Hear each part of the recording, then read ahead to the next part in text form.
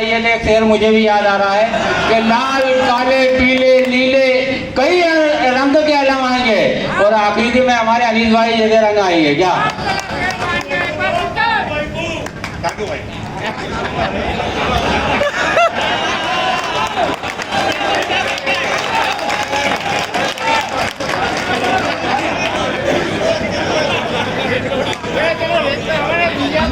अस्सलाम वालेकुम।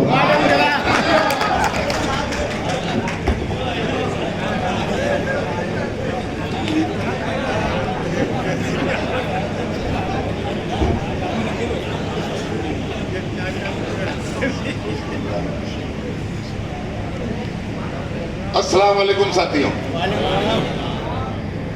आज की इस नशिस्त में शिरकत फरमा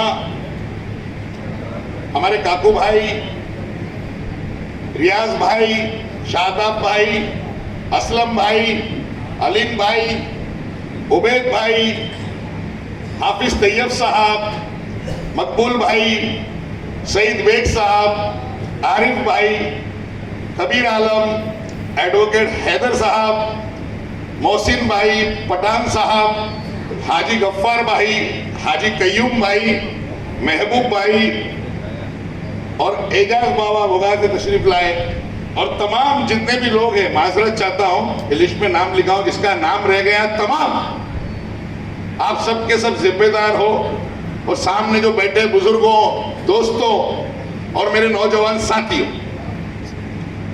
बड़ी अच्छी तकरीर और अपने अपने ख्यालात सबने आप लोगों के बीच में रखे और आप सब एक कौम में, मैं कहता हूं कि तारे हो जो कौम में रहनुमाई करने का काम करते हो और इंशाअल्लाह आप लोगों के काम से, आप लोगों की चमक से एक खरगोन ही नहीं पूरे मध्य प्रदेश में रोशनी होगी।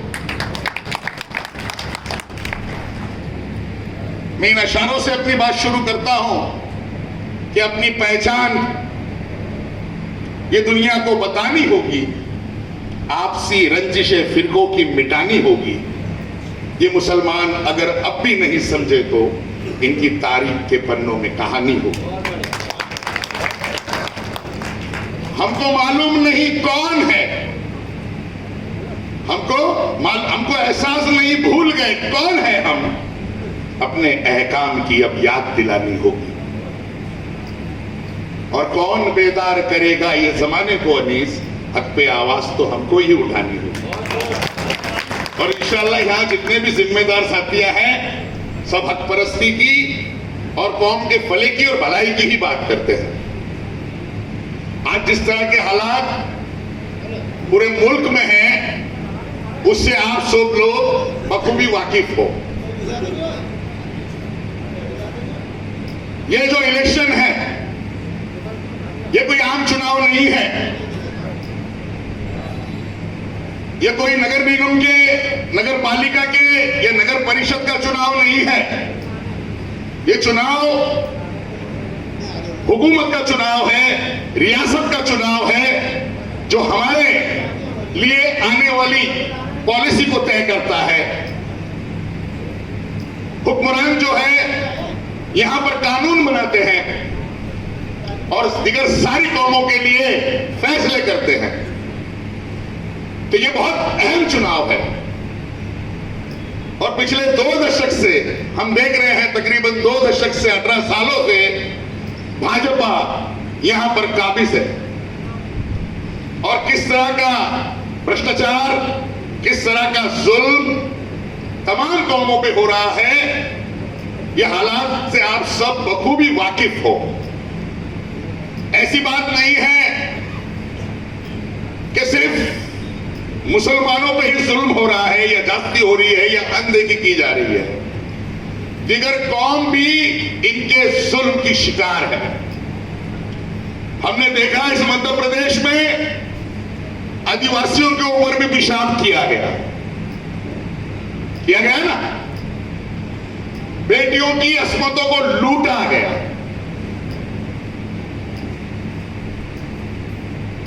ये सरकार केवल मुसलमानों को तो एक निशाना हमेशा इसलिए बना रही है ताकि वो दूसरी जो कौमों को है गुमराह कर सके। दिगर कौमों का नुकसान भी पूरे हिंदुस्तान में उन्होंने किया। आज बड़े पैमाने पे सबसे ज्यादा अगर किसी का नुकसान किया तो वो किसानों का किया। अरे किसान तो छोड़िए, इन्होंने तो जवानों की भी कुर्बानी दे दी। अपनी गंदी सियासत को पार लगाने के लिए सारी हदों को इन्होंने तोड़ दिया है। जुल्म की इंतहा हो गई है। मगर मैं कहता हूं कि जो जुल्म हद से बढ़ेगा तो बगावत होगी, ना होंगे तुम ना तुम्हारी ये हुकूमत होगी। अभी है वक्त, जरा खुद को संभालो वरना वो श्रीलंका के जैसी यहां हालत होगी। आज जो हालात श्रीलंका में हुए क्योंकि वहां के लोग बेदार हुए, तो कहीं वो हालात ना आ जाए इस हिंदुस्तान में। हर मौसम पे अपनी नाकामी को छुपाने के लिए ये लोग इस तरह की हरकतें कर रहे हैं, कौम में तफरका पैदा करने की कोशिश कर रहे हैं। हर मौजू पे ये सरकार फेल हो चुकी है। चाहे भारत में सुरक्षा का मामला हो या बेरोजगारी का मामला हो या महंगाई का मामला हो, हर मौजू पे फेल हो चुकी है और अपनी नाकामी को छुपाने के लिए इस तरह की करतूतों को अंजाम दे रही। दिगर कौमें भी समझ रही है इनके मंसूबों को कि किस तरह ये लोग काम कर रहे हैं। बात तो करते हैं सबके साथ सबके विकास की, हालात में सुधार की, मगर हालात कैसे सुधरेंगे? मैं तो कहता हूं हालात भी होंगे बेहतर, सवालात तो चले संसद में हमारी, जो कभी बात तो चले। यूं सबसे किया था वादा सबके विकास का, यारो निभाना दूर है, वो साथ तो चले। वो शख्स हमारे साथ चलने को तैयार नहीं, हमारी बात सुनने को तैयार नहीं, और हम यहां आपसी रंजिशें और आपसी नाराजगी में उलझे हुए हैं। पिछली बार भी केंद्र में जो भारत की सरकार आई थी भाजपा की, वो केवल 31% वोटों पे आई थी। इस भारत देश के तकरीबन 70% लोगों ने उनकी मुखालफत की थी। कैसे आई? क्योंकि हमारे वोट जो है तकसीम हो गए, बढ़ गए, इस कारण यह हमारे सर पे मुसल्लत हो गई। आज बेरोजगारी चरम सीमा पर है। 2 करोड़ के रोजगार का वादा था, मगर आज हालत देख रहे हो, कहीं नौकरी नहीं है, और नौकरी पाने के चक्कर में कितना भ्रष्टाचार है। आप सब लोगों को मैं इसलिए ये बातें बता रहा हूं कि आप अपने अपने बूथ के जिम्मेदार हो। आपका सामना होगा लोगों से, लोग आपसे सवाल करेंगे, लोग आपसे पूछेंगे, तो आपको बताना होगा कि आज किस तरह के हालात हैं।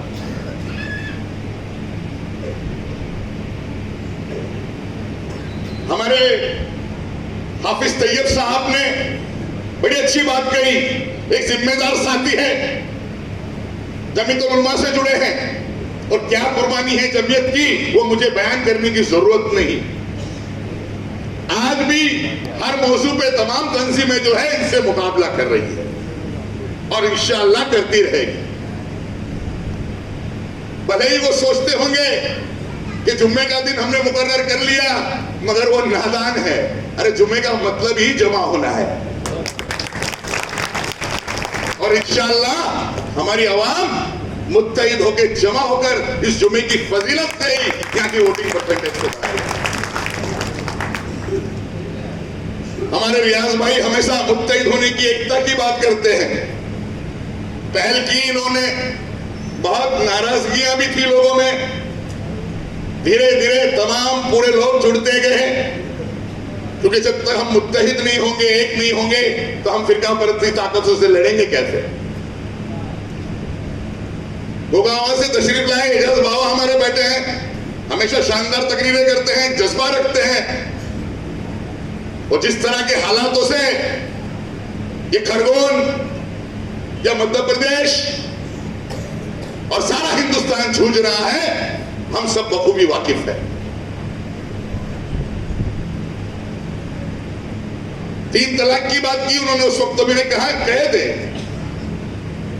जब कानून लाने से पहले ही मैंने कहा था कि मनमानी करके रखा उसूलों को ताक पर, मनमानी करके रखा उसूलों को ताक पर, दस्तूर जो बदलने की है फिराक पर, खुद छोड़ कर गया जो शरीके हैं आपको, कानून ला रहा है वो यह तलाक कर रहा है। ये खुद तो कि मनमानी करके रखा उसूलों को ताक पर, दस्तूर जो बदलने की है फिराक पर, खुद छोड़ कर गया जो शरीके है आपको, कानून ला रहा है अभी तलाक। ऐसे लोग हैं, इनकी कथनी और करनी में फर्क है, मगर उसके बाद जब कानून को नाफिज कर दिया गया, तैयब साहब जानते हैं हमने कितनी कोशिशें की, मुस्लिम पर्सनल लॉ बोर्ड ने कोशिश की, तमाम कुल जमात ने कोशिश की, हर तंजीमों ने कोशिश की, चुनिंदा औरतें हमारी ही, मुनाफिकत हर जगह होती है, कुछ मुर्तदों ने केस किया था, मगर पूरे हिंदुस्तान की औरतों ने, मस्तूरात ने और तमाम उलमाओं ने मुहिम चलाई, हर जिले में, हर सूबे में हजारों की तादाद में औरतें निकली। हमने सुप्रीम कोर्ट में भी हल्फनामा दाखिल किया या नहीं किया ऑफिस साहब, जमीयतुल उलमा ने किया, मुस्लिम पर्सनल लॉ बोर्ड के तमाम अरकानों ने किया, मगर उसके बावजूद ये हुकूमत ने हमारी एक नहीं सुनी। तो मैंने कहा कि तुम्हारा ये इरादा तो सफल हरगिज नहीं होगा, करो कितनी भी साजिश तुम, अमल हरगिज नहीं होगा।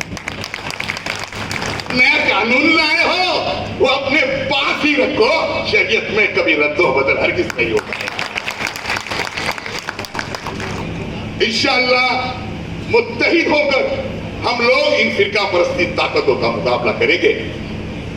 कई कौमें इनसे बसर हो चुकी है, इन्हीं के लोग जो इन्हीं के साथ में रहते हैं, मुझे बताने की जरूरत नहीं। आप जानते हो गवर्नर बनाया था सत्यपाल मलिक को, वो इन्हीं के नेता थे। जो घिनौना चेहरा उन्होंने लोगों का उसके सामने ला दिया, वो बहुत हैरत करने वाला है, जिसने इनकी फर्जी राष्ट्रवाद को, फर्जी देशभक्ति को लोगों के सामने उजागर कर दिया कि किस तरह नफरत ही नफरत पूरे भारत में इन्होंने फैलाई। इसीलिए तो मैं कहता हूं कि नफरत का चलन तो यहां बेहिसाब है, चारों तरफ ही देश में हालत खराब है, जुगनू चमक रहा है अंधेरों में एक वहां, कुछ लोग बोलते हैं कि वह आफ्ताब है। और बेशर्मी बेहयाई पे तो बदी नहीं, मगर आंखों में अब जनाब के चुपता हिजाब है, और कहता है सच अनीस तो डंके की चोट पर, झूठों के दौर में ये मेरा इनकलाब है। अल्हम्दुलिल्लाह इन झूठों के दौर में हम सब मुत्तहिद होकर, हमारे भाई तमाम हर कौमों को साथ में लेकर इंशाअल्लाह इन लोगों को हम जवाब देंगे। जो वचननामा अभी हमारे भाई ने अलीम ने पढ़ा, ये वचननामा नहीं है, ये वादा है, सारी कौमों से वादा है, मध्य प्रदेश की जनता से वादा है, और जो वादा कांग्रेस पार्टी करती है उसे पूरी निबतरा निभाती है। पिछली बार भी कुछ दिनों के लिए जब हमारी सरकार बनी तो सबसे पहले किसानों का कर्जा माफ करने का काम कमलनाथ जी ने किया, और लाइट के बिल 100 यूनिट जो है बिजली का माफ किया। उस टाइम पे कितना बिल आता था, कितना आता था और अब कितना आ रहा है आप जानते हो। तो ये सारी चीजें हैं, हमें सोचना चाहिए कि हुकूमत ये जनता के लिए कर रही है काम, किसानों के लिए कर रही है, हर कौमों के लिए कर रही है, या चुनिंदा व्यापारी के लिए कर रही है। आवास योजना के लिए 5 लाख रुपए देने का ऐलान किया है। स्वास्थ्य बीमा योजना को बढ़ाकर 25 लाख तक ले गए हैं। बिटिया रानी के लिए पैदा होने से शादी होने तक 2,51,000 और शादी के वक्त 1,01,000 रुपए जो कहा गया है। पढ़ाई के लिए सबसे ज्यादा ड्रॉप आउट से गरीब के बच्चे कहां जाते हैं? सरकारी स्कूलों में जाते हैं ना। तो पढ़ाई के लिए पहली से लेकर 8वीं तक 500 रुपए, 9वीं 10वीं में 1,000 रुपए और 11वीं 12वीं में 1,500 रुपए। यानी कि शिक्षा भी लो मुफ्त में और पैसे भी लेके आओ, पढ़ाओ और कमाओ। तो ये स्कीमें कांग्रेस ने हमेशा जनता के हित में की है। मैं मानता हूं कई जगह पे नजरअंदाजियां होती है। जिस वक्त मैं खरगोन में आया, मैंने देखा यहाँ के हालात क्या थे और सबकी नाराजगी भी जायज थी। ऐसी बात नहीं थी कि जायज नहीं थी, मगर हमें समझने होगा कि जो हुकूमत है वो हुकूमत क्या कर सकती है। जब सदन के अंदर राहुल गांधी जी का माइक बंद किया जाता है, जब सदन में उस संसद भवन में एक एमपी को, एक खासदार को, एक मुस्लिम नुमाइंदे को कटवा भड़वा आतंकवादी कहा जाता है, तो सोचिए हुकूमत क्या कर सकती है। सारी पुलिस हुकूमत के हाथ में होती है। होम मिनिस्टर क्या कर सकता है? किसी टीआई की, एसपी की किसी को हिम्मत है कि होम मिनिस्टर की बात को काट दे? बिल्कुल नहीं। तो सारी जो तंजीमें होती है, संस्थान होती है, ये हुकूमत के हाथ में होती है। ये हमें समझना होगा। तो इसलिए ये चुनाव जो है हुकूमत का है, उस हुकूमत को हमें बदलना है। आज जो हालात हैं सारों से आप वाकिफ है। अब मैं बात करूंगा कि आप जो जिम्मेदार साथियां हैं हर बूथ के, एक बूथ के अंदर ये बहुत प्रमुख भूमिका होती है।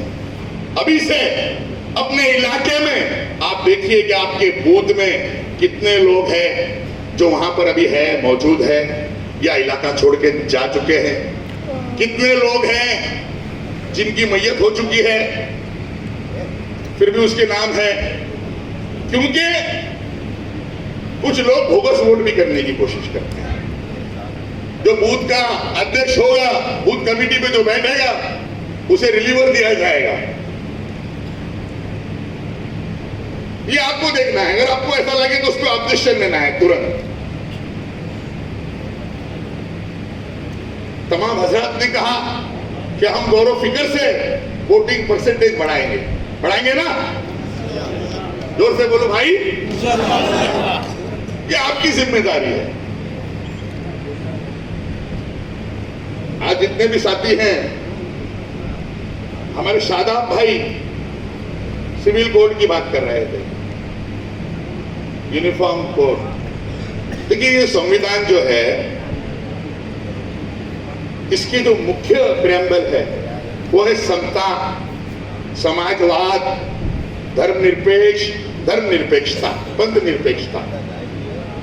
मगर इस संविधान को बदलने की कोशिश तो बहुत हो रही है। इन्होंने सही कहा कि संविधान इतनी आसानी से तुम बदल नहीं सकते, क्योंकि डॉक्टर बाबा साहब ने जब ये संविधान सुपुर्द किया तो तमाम ड्राफ्टिंग जो कमेटी के लोग थे, उन्होंने इस मजबूती से इस संविधान को लिखा ताकि हर कौमों में ये न्याय देने का काम कर सके।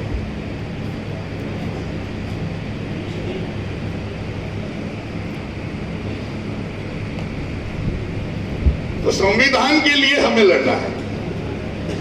वोटिंग परसेंटेज बढ़ाना है।